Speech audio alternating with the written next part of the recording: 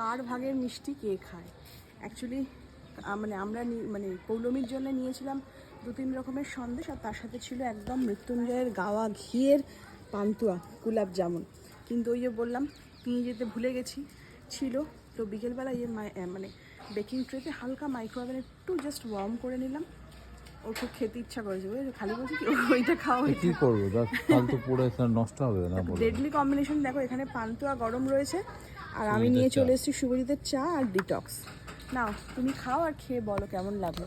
আমি তো মৃত্যুঞ্জয়ের মানে পান্তুয়া ফ্যান। কটা খাবে তুমি?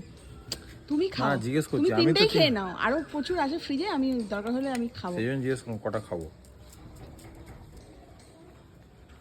কি সাধারণ। তাহলে আমি মৃত্যুঞ্জয়কে কেন বলি সেটা বুঝতে পারছিস? সত্যি ভালো না বলো? খুব ভালো করে। এটাও খাইনি।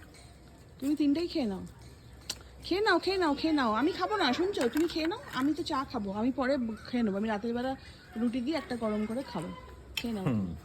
লোকে বলবে রাক্ষস নাকি? না, রাক্ষসের কি আছে? হ্যাঁ, খিদে পেয়েছে এখন, খেয়েনি। চলো আমি এবার চা খাই। আর আমার তো এই ছাঁকনিটা অসাধারণ, বলো, দারুণ কাজ করছে।